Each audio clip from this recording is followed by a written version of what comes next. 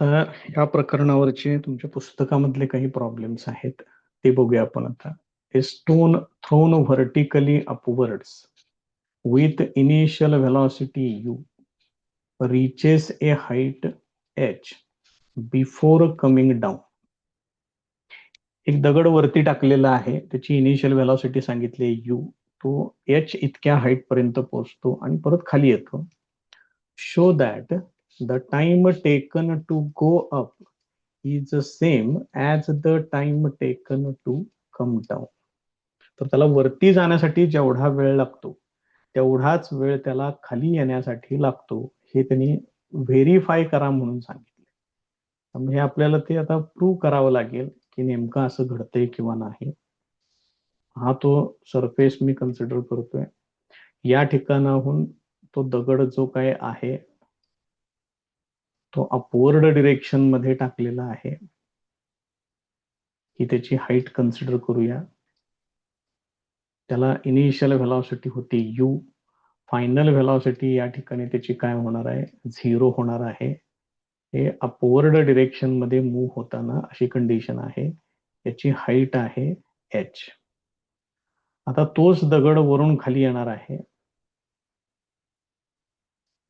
Height तेवढीच राहणार, त्याच्यात काही चेंज होणार नाही.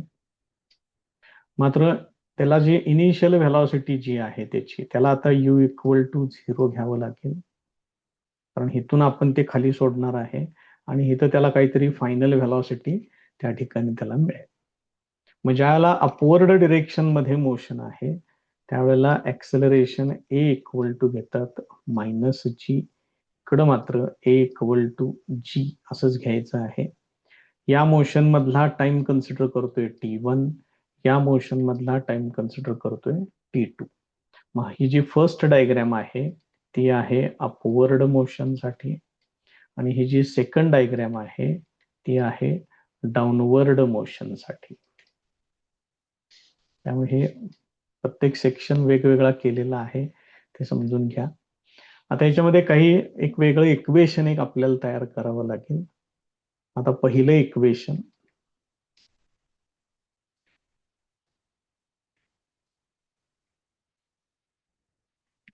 We know that v equal to u plus at हे झालेलं आहे तुम्हाला इक्वेशन. मग याच्यावरून u इक्वल टू काय येणार आहे, v मायनस at येणार. त्यानंतर नाव s equal to ut plus 1/2 at square, हे आपलं बेसिक इक्वेशन. याच्यामध्ये ही u ची व्हॅल्यू वापरतोय. Therefore s equal to u च्या ठिकाणी लिहायचं आहे v minus at into t, त्याला पुढे टी आहे बघा, ते टी इथं लिहिलं, plus 1/2 at square. Therefore s equal to t नात मल्टिप्लाय करून घ्या, vt minus at square plus 1/2 at square. Therefore s equal to minus at square plus 1/2 at square, ते होणार vt मायनस 1/2 at स्क्वेअर. हे होणार तुमचं इक्वेशन नंबर 2. हे तयार होईल. आता याच्यातलं 0 कुठलं येते त्यानुसार तुम्हाला इक्वेशन सिलेक्ट करावं लागेल. आता पहिल्यांदा मी कन्सिडर करतोय for upward motion.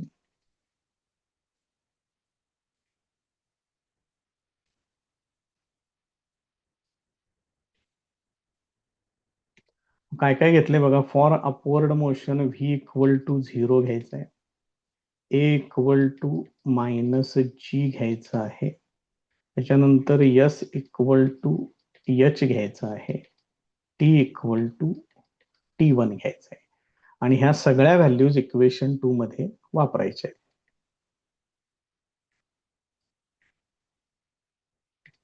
From equation 2 काय काय होणार बघा. एस च्या ठिकाणी एच येणार, व्ही च्या ठिकाणी 0 येणार, इंटू टी मायनस 1/2, ए च्या ठिकाणी minus g, into t square.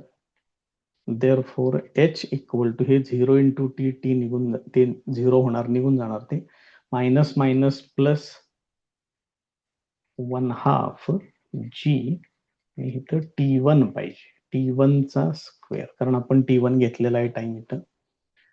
आता सेकंड पार्ट साठी बघा काय काय चेंजेस करावे लागतील ते. Now for downward motion,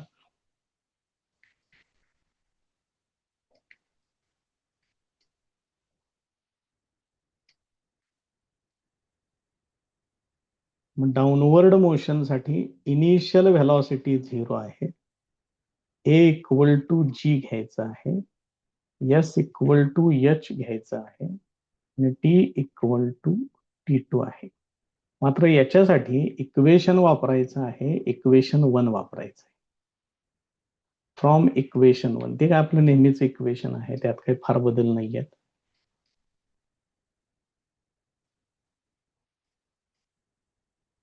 from equation 1 मी पाहिजे असली तर पहिल्यांदा इक्वेशन लिहून घेतोय, ते वरती लिहिलेलंच आहे आपण, त्याच्यात काही अडचण नाहीये. देअरफॉर एस च्या ठिकाणी येणार एच, यू च्या ठिकाणी येणार 0 इंटू टी प्लस 1/2, ए च्या ठिकाणी जी येणार, T2 त्याचा स्क्वेअर येणार. Therefore h equal to 1/2 g square, हे असे येणार. मग ह्याला मी लिहितोय इथे इक्वेशन नंबर 3, जे वरती इथे इक्वेशन तयार केले ते, आणि हे आहे इक्वेशन नंबर 4. मग फ्रॉम 3 अँड 4,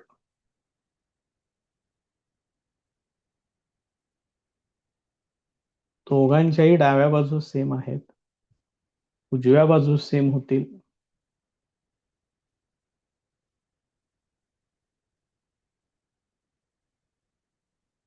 असेल याच्यातलं 1/2 जी आणि 1/2 जी हे दोन्ही पण कॅन्सल होतील, म्हणजेच T1 square equal to T2 square शिल्लक राहणार.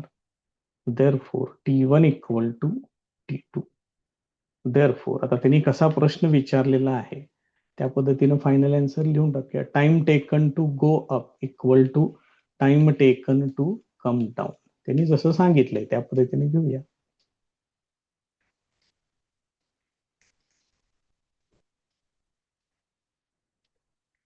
Time taken to go up is equal to time taken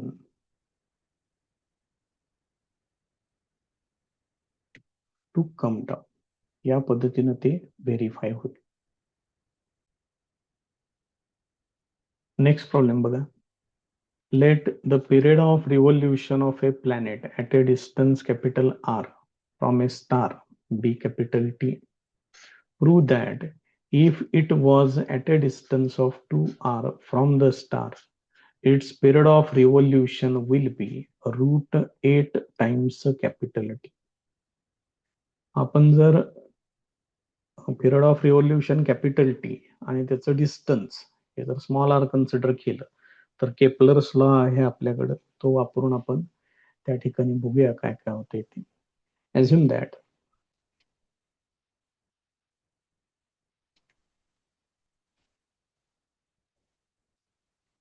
capital T equal to period of revolution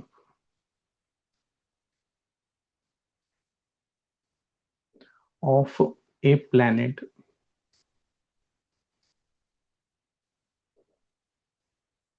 त्यानंतर कॅपिटल आर दिले, तिथे आपण स्मॉल आर कन्सिडर करू. Small r equal to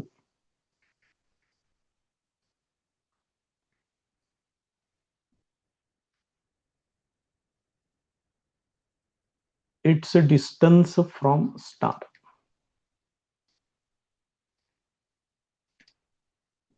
bye Kepler's third law.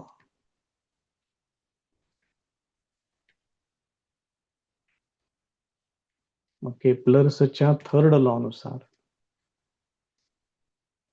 तुम्ही असं लिहू शकताय T square is directly proportional to r cube. इथं मी एक कॉन्स्टंट घेतोय के इंटू आर क्यूब. हे झालं आपलं बेसिक इक्वेशन तयार.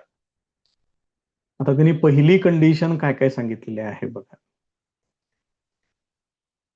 Here T equal to T1 initial time period आणि स्मॉल आर इक्वल टू, त्याला मी आर ची पहिली व्हॅल्यू कन्सिडर करतोय कॅपिटल आर. त्याच्यानंतर T2 equal to question mark घेतोय आणि R2 इक्वल टू ते त्यांनी सांगितलेलं आहे 2R. म्हणजे मला T2 फाइंड आउट करायचा आहे आणि तो बरोबर तेवढाच येतोय का त्यांनी दिलाय त्या पद्धतीनं ते बघू आपण याच्यामध्ये. Therefore T1 square is equal to K into R1 cube. T2 square is equal to K into R2 cube. यांचा रेशो घ्या T1 अपॉन T2 यांचे स्क्वेअर मांडते इथं. This is equal to K into R1 cube divided by K into R2 cube. हे असं घेतोय. Therefore T1 upon T2 त्याचा square, इथं के ला के कॅन्सल होईल. R1 अपॉन R2 त्याचा क्यूब. त्याच्यामध्ये व्हॅल्यूज तेवढ्या वापरा. T1 च्या ठिकाणी कॅपिटल टी येणार. T2 मला फाइंड आउट करायचा आहे. त्यानंतर R1 आहे कॅपिटल आर, R2 आहे 2R त्याचा क्यूब. आता हे फक्त सोडवा आणि T2 किती येते बघा फक्त. याच्यामधलं सिम्प्लिफिकेशन होणार कॅपिटल आर कॅन्सल होईल. T अपॉन T2 त्याचा square is equal to 1 upon 2 चा क्यूब येणार 1 अपॉन 8. याचं वर्गमूळ घ्या. T upon T2 equal to 1 upon root 8. तिरकस गुणाकार करून घ्या. T2 equal to root 8 times T. त्यांनी हेच विचारले का बघा. Its period of evolution will be root 8 times T. Therefore, its period of revolution equal to, शेवटी लिहा फक्त तिथं.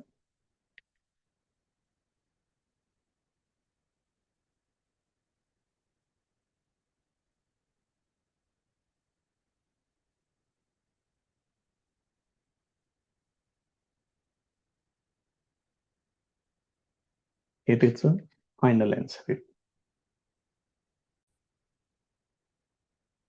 त्याच्यानंतरचा हा प्रॉब्लेम आहे जो ऑलरेडी आपण सोडवलेला आहे. An object takes 5 second to reach the ground from a height of 5 meter on a planet. What is the value of G.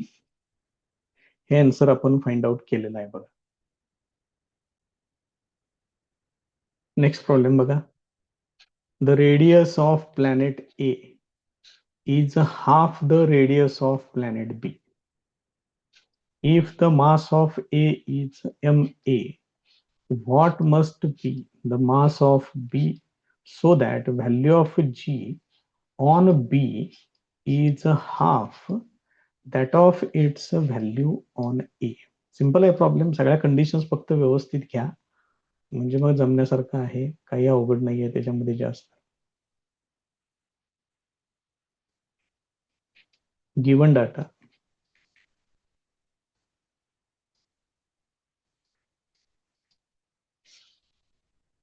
radius of planet A,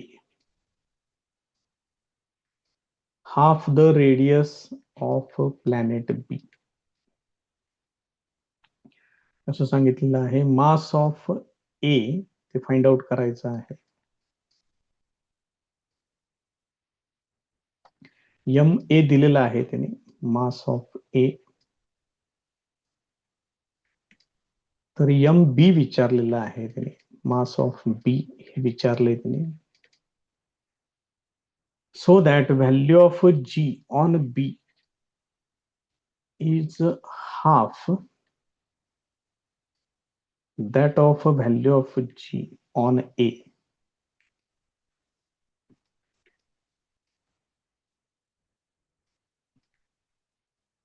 पुढचा सेक्शन आहे फॉर्म्युला आणि calculations.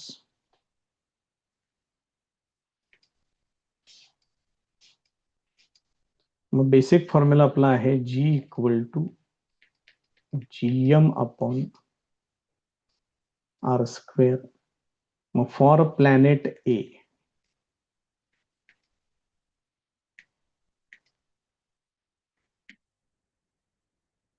GA equal to capital G तसाच राहील MA upon RA square येणार. त्यानंतर for planet B GB equal to capital G MB upon RB चा square येणार. हे असे. आता आपल्याला MB फाइंड आउट करायचं आहे. बाकीचे त्यांनी रिलेशन्स दिलेले आहेत ती मांडूया आता. नाव given that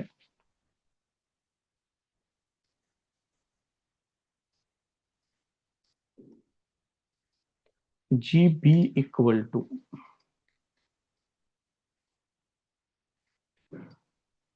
1/2 GA.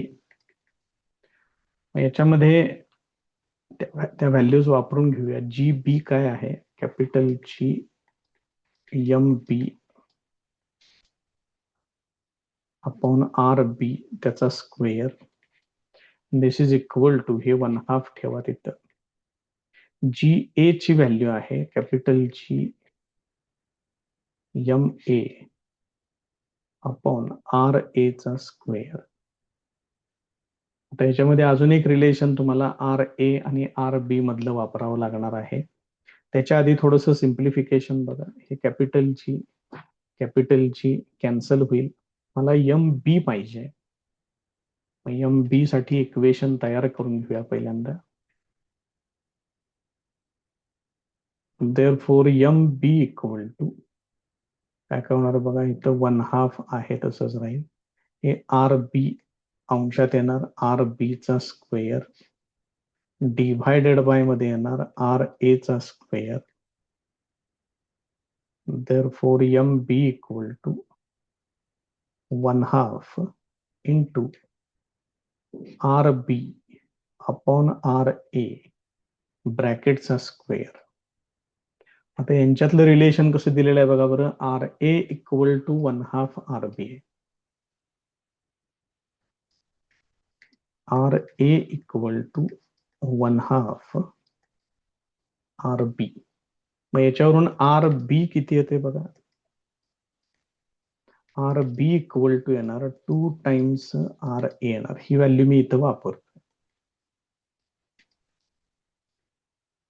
therefore MB equal to 1/2 into RB च्या ठिकाणी लिहा 2 times RA divided by RA ब्रॅकेटचा स्क्वेअर. याच्यातलं RA ला RA कॅन्सल करून टाका. थांबा ह्याच्यातलं काय राहिलंय MA राहिले बघा. हे बघा इथं MA. तरीच म्हटलं नुसतं एवढंच कसं काय यायला लागलं. हे MA ह्याला बरोबर घेऊन जायचंय शेवटपर्यंत. मग इथं होणार 2 चा स्क्वेअर होणार 4 डिव्हायडेड बाय 2 येणार.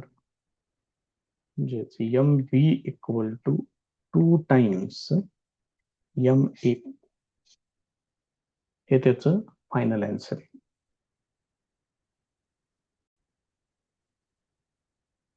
नेक्स्ट प्रॉब्लेम बघा.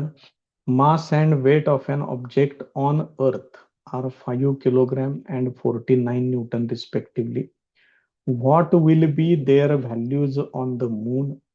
Assume that acceleration due to gravity on the moon is 1/6 times that of the earth.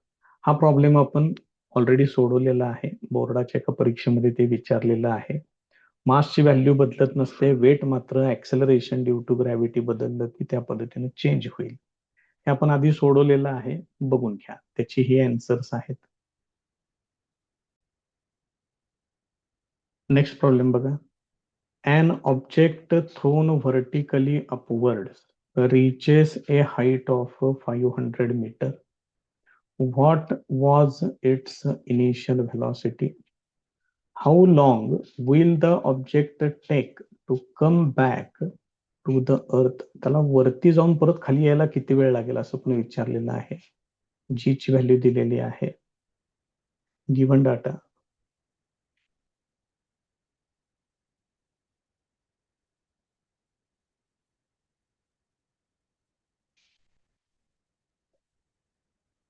Object thrown vertically upwards म्हटलेलं आहे. For upward motion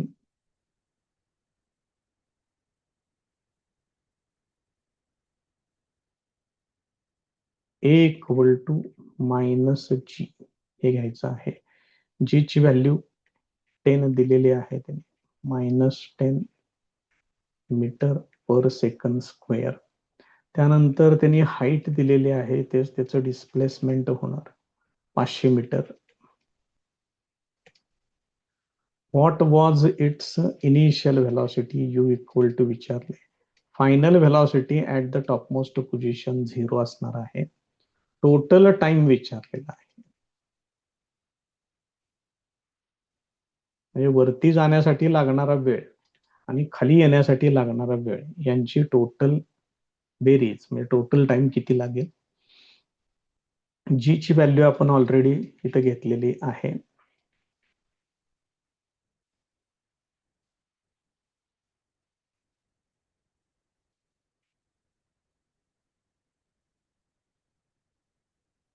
formula and calculations. Time त्यांनीच विचारलेला आहे, त्यामुळे टाइमचं equation घेऊन काही चालणार नाही आपल्याला. आणि इनिशियल व्हेलॉसिटी दोन्ही फाइंड आउट करायचे आहेत. त्यामुळे सगळ्यात पहिल्यांदा v square equal to u square plus 2as हा फॉर्म्युला घेतोय. त्याच्यामध्ये व्ही इक्वल टू 0 आहे, यू फाइंड आउट करायचं आहे +2, ए ची व्हॅल्यू -g, एस च्या ठिकाणी घेतोय एच, म्हणजेच यू स्क्वेअर इक्वल टू हे मायनस आहे ते इकडे आल्यानंतर प्लस होईल, ट्वाइस जी एच येणार.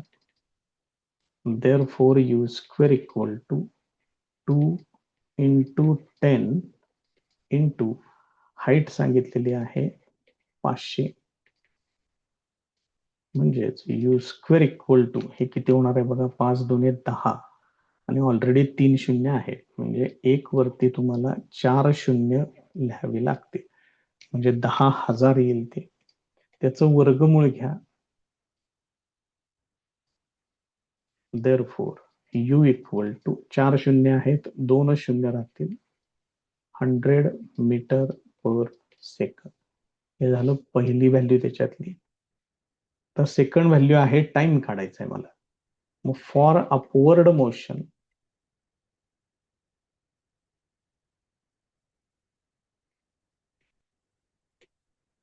टी इक्वल टू T1 घेतोय फक्त.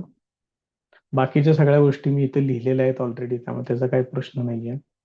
V equal to u plus a t घ्यावं लागेल मला इथं. मग व्ही तर 0 आहे, यू ची व्हॅल्यू आहे 100. एक मिनिट फक्त यूच लिहितो, 1-2 मिनिट. ए च्या ठिकाणी घ्यायचं आहे मला -g आणि T1 हे असं घ्यायचं आहे. म्हणजेच u equal to g into T1 येणार.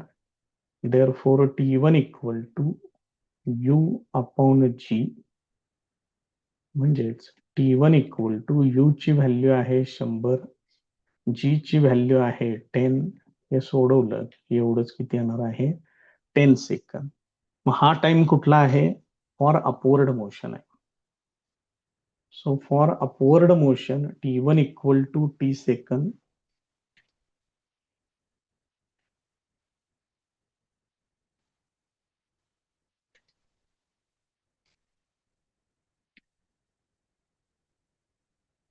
Therefore, for downward motion तेवढाच टाइम लागतो, पण पहिल्या प्रॉब्लेम मध्ये ते व्हेरीफाय पण केलेलं आहे. Therefore, total time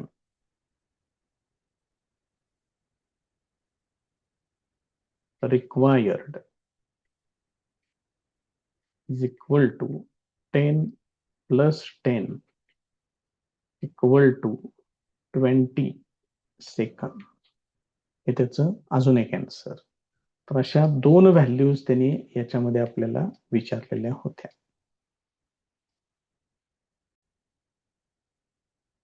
next problem बघा. A ball falls off a table and reaches the ground in 1 second. एका टेबलवरून एक बॉल खाली पडतोय, जमिनीवरती पोहोचण्यासाठी त्याला 1 सेकंद एवढा वेळ लागतो. अज्युमिंग जी इक्वल टू, ही जी ची व्हॅल्यू घ्या. Calculate its speed on reaching the ground and the height of the table. बघूया मग काय काय आहे ते गिवन डाटा.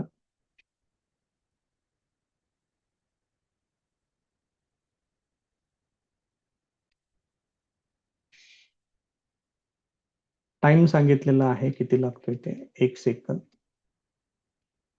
त्यानंतर त्याची इनिशियल व्हेलॉसिटी कन्सिडर करतोय 0. जी ची व्हॅल्यू दिलेली आहे 10 metre per second square. Downward motion आहे, तेच डायरेक्ट तिथं ए घ्यायचं आहे. त्याचं फायनल स्पीड किती आणि हाईट ऑफ टेबल, तेच आपण डिस्प्लेसमेंट कन्सिडर करणार आहे.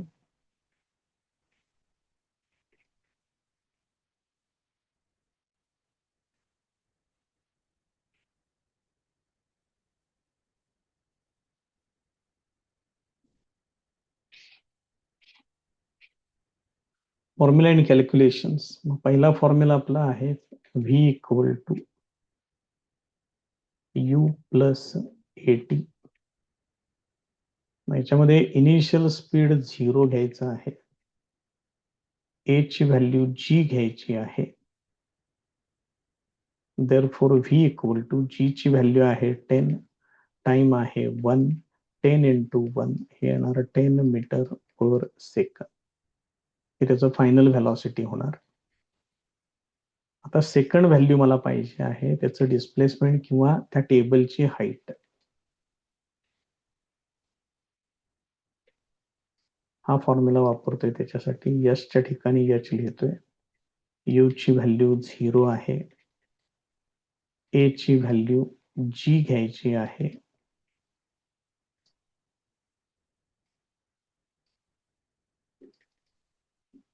देअरफॉर एच इक्वल टू, हे पहिला पार्ट 0 होईल, 1/2 into 10 into 1 चा स्क्वेअर, म्हणजेच 1/2 into 10 एवढं शिल्लक राहील. Therefore h equal to 5 meter. तेव्हा ह्या त्या दोन व्हॅल्यूज आहेत, ही त्यांची आन्सर्स. नेक्स्ट प्रॉब्लेम बघा. The masses of the earth and moon are. हे अर्थचं मास आहे, हे मूनचं मास आहे, respectively. Distance between them is, एवढे किलोमीटर आहे. मग किलोमीटरचं परत मीटरमध्ये तुम्हाला कन्व्हर्शन करावं लागेल. Calculate the gravitational force of attraction between them. त्यांच्यातलं gravitational force of attraction find out करा म्हटलंय, कॅपिटल जी एवढं सांगितलेलं आहे. बघूया मग आता इथं कन्सिडर करूया सगळ्या गोष्टी त्यांनी जसं दिलेलं आहे त्या पद्धतीनं. सगळ्यात पहिल्यांदा इथं गिव्हन डाटा कलेक्ट करूया.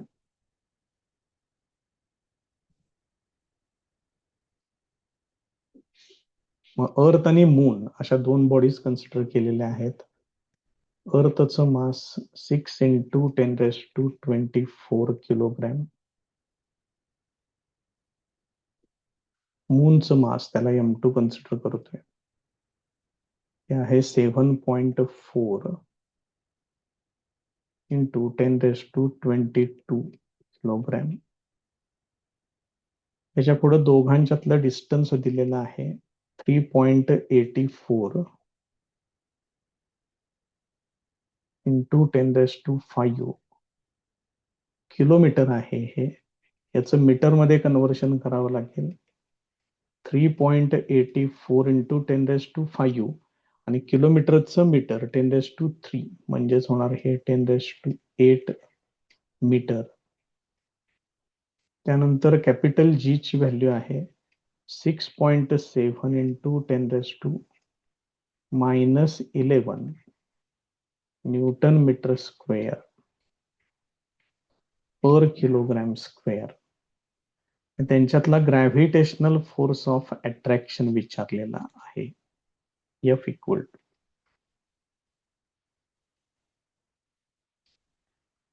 पुढचा सेक्शन घ्यायचा आहे फॉर्म्युला अँड कॅल्क्युलेशन्स.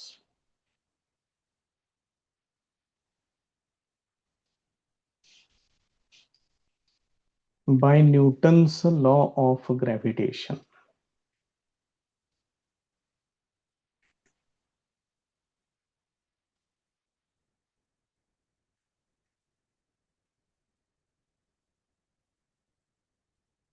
लिहित चला सगळं व्यवस्थित.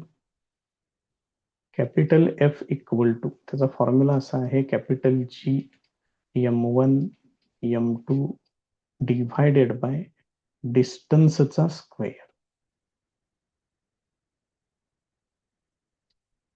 मग या सगळ्या गोष्टी आपण इथं घेतलेल्या आहेत त्या फक्त आता याच्यामध्ये वापरायच्या आहेत. Therefore F equal to capital G आहे 6.7 इंटू 10⁻11. पहिल्या बॉडीचं मास आहे 6 इंटू 10⁻24.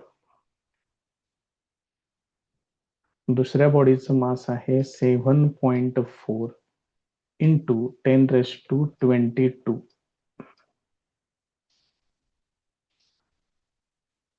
डिव्हायडेड बाय डिस्टन्स किती आहे 3.84 इंटू 10⁸ त्याचा स्क्वेअर. तुम्हीच विचार करा की हे आहे असं आपल्याला गुणाकार भागाकार वगैरे सगळे जमतील का सोडवायला किंवा त्याला किती वेळ लागेल हे पण विचार करण्यासारखं आहे. कारण हे बाकीचे जे तुम्हाला नंबर्स दिसत आहेत हे एवढ्या सहजासहजी आणि परत 3.84चा वर्ग आहे आणि त्यानं परत त्याला डिव्हाइड करायचं आहे. एक काम करतो फक्त त्याच्यातला जो न्यूमरिकल पार्ट आहे म्हणजे 10च्या पॉवरचं सोडून त्या सगळ्या टर्म्स मी पुढे घेतोय. 6.7 इंटू 6 इंटू 7.4 हे अंशातले झाले आणि डिव्हायडेड बाय मध्ये येणार 3.84 चा स्क्वेअर. आता 10च्या ज्या पॉवर्स आहेत त्या किती येतात बघा. इथं 22 आहे, इथं 24 आहे. मग 22 आणि 24 म्हणजे 24 आणि 2 26 46 झाले. 46 वजा 11 मग 46 मधून 1 45 आणि 10 म्हणजे 35 होणार. म्हणजे इथं अंशात येणार 10⁻35 आणि छेदामध्ये किती होणार बघा 10⁸ त्याचा स्क्वेअर म्हणजेच 10⁻16 येणार. हे तुम्हाला सोडवावं लागेल. 10च्या पॉवरच ठीक आहे. 10च्या पॉवरच पुढच्या स्टेपला किती होणार इथं होणार आहे 10⁻19. पण ह्याचं काय करणार तुम्ही. हे सगळं सोडवणं एवढं सोपं नाही. हे सोडवण्यासाठी तुम्हाला एकतर लॉग टेबल वापरलं पाहिजे नाहीतर तुम्हाला कॅल्क्युलेटर तरी वापरलं पाहिजे. हे लक्षात घ्या. त्याशिवाय त्याचं आन्सर येत नाही. म्हणून मग ह्याचं डायरेक्ट आन्सर तुम्ही नंतर कॅल्क्युलेटर वरती करून बघा. परीक्षेमध्ये जर या प्रकारचे प्रश्न आले तर सरळ व्हॅल्यूज लिहून घ्यायच्या त्याच्यामध्ये सबस्टिट्यूट करायचं आणि ठेवून टाकायचं. तसं नाही सोडवता येणार ह्याच्यात वेळ घालवू नका. जर परीक्षेमध्ये आलं तर त्याचे मार्क तुम्हाला द्यायची व्यवस्था ते करतील. कारण त्यांना पण लक्षात येते की हे सगळं सोडवणं तुम्हाला शक्य नाही. याच्यासाठी लॉग टेबल वापरावं लागतं. तर आणि तरच हे आन्सर तुम्ही काढू शकताय. तेव्हा बघा, हे या प्रकारचे प्रश्न आल्यानंतर काय करायचंय ते स्पष्ट सांगितलेलं आहे. नेक्स्ट प्रॉब्लेम बघा. Mass of the earth is, अर्थचं मास दिलेलं आहे. Distance between the earth and sun, sun आणि अर्थ मधलं डिस्टन्स सांगितलंय. If the gravitational force between them is, त्या दोघांच्यातला ग्रॅव्हिटेशनल फोर्स एवढा आहे. What is the mass of the sun, capital G ची व्हॅल्यू दिलेली आहे. आपण जे काय काय दिलेलं आहे त्याला M1 M2 आणि D कन्सिडर करूया. फोर्स दिलेला आहे, कॅपिटल जी माहिती आहे. तर सनचं मास हे तेवढं आपण फाइंड आउट करूया. गिव्हन डाटा,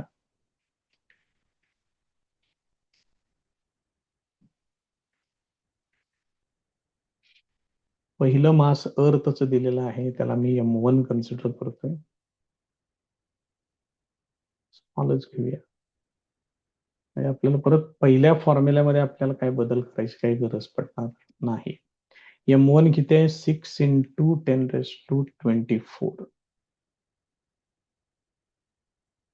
त्यानंतर डिस्टन्स दिलेलं आहे दोघांच्यातलं, ते आहे 1.5 × 10⁻²4 मीटर मध्ये दिले, त्यामुळे त्याची पण काय अडचण नाहीये. ग्रॅव्हिटेशनल फोर्स तो आहे 3.5 × 10⁻22 न्यूटन. सनचं मास विचारलेलं आहे. कॅपिटल जी ची व्हॅल्यू दिलेली आहे 6.7 × 10⁻11 newton meter square per kilogram square. पुढचा section, formula and calculations.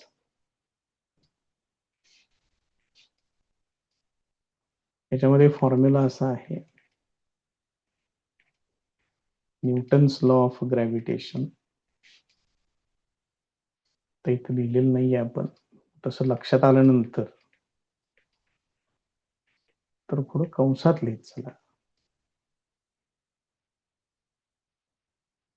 Newton's law of gravitation.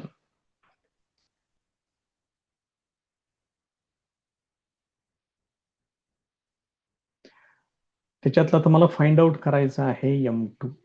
M2 equal to काय काय होणार बघा, F × d² divided by capital G × M1. therefore M2 equal to, values वापरा त्याच्यामध्ये. फोर्स किती आहे? 3.5 × 10⁻22. स्मॉल d डिस्टन्स आहे 1.5 × 10⁻24 चा square divided by capital G, त्याची व्हॅल्यू आहे 6.7 × 10⁻11 आणि M1 अर्थचं मास आहे 6 × 10⁻24. याच्यामध्ये पण तुम्हाला सेम प्रॉब्लेम येणार आहे. हे तुम्हाला सोडवता येणार नाही किंवा हे सोडवण्यासाठी तुम्हाला बराच वेळ खर्च करावा लागेल. बघा, इथं 15चा वर्ग तो येणार 2.25 250. ते आणि हे परत गुणाकार करावा लागेल, त्याला 6 न डिव्हाइड करावं लागेल, परत त्याला 6.7 न डिव्हाइड करावं लागेल. त्यामुळे हे बरंच वेळ खाणारं आहे, हे लक्षात ठेवा. त्यामुळे अशा प्रकारचे प्रॉब्लेम सोडवण्यासाठी सिलेक्ट करताना फार विचार करून सिलेक्ट करा. आणि जर दुसरं कुठलं जमतच नसेल तर हे कमीत कमी आता आपण जेवढं सोडवलेलं आहे तेवढं तरी सोडवून ठेवा. तुम्हाला त्यांनी नक्की वेटेज देतील, कारण हे सोडवण्यासाठी तुम्हाला वापरावं लागतं लॉग टेबल. लॉग टेबल जर वापरायचं परमिशन जर नसेल तर मग तुम्हाला कॅल्क्युलेटरच वापरावं लागेल, त्याशिवाय ह्याचं उत्तर काढता येत नाही. 11वीला सुद्धा हे प्रॉब्लेम्स आहेत, 12वी मध्ये आहेत. त्या ठिकाणी लॉग टेबल वापरूनच कॅल्क्युलेशन करतो आम्ही. त्यामुळं तुम्हाला लॉग टेबल नाहीच आहे वापरायचं, त्यामुळे तुम्ही हे सोडवू शकत नाही. हे फायनल आन्सर याचं एवढं येते.